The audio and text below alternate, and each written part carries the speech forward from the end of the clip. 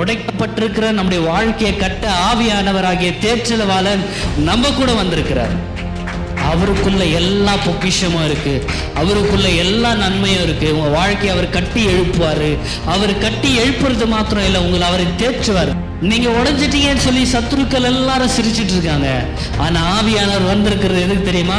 உங்களை தேற்றுறது மாத்திரம் இல்லை, உங்களை திரும்ப கட்டுறதுக்காக வந்திருக்கிறார்.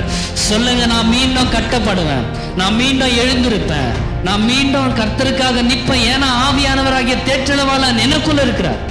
ஏன்னா என்னை தேற்றுகிற தகப்பன் ஒருத்தர் இருக்கிறாரு, என்னை மீண்டும் கற்றவர் இருக்கிறாரு. எங்க அவமானப்பட்டனோ அதே இடத்துல என்னை தலை நிமிர்ந்து வாழ வைப்பார். எங்க நான் துக்கத்தை அனுபவிச்சனோ அதே இடத்துல நன்மையை நான் பெற்றுக்கொள்வேன். ஏன்னா இந்த தேற்றலவாளன் என்னை மீண்டும் கட்டுவார்.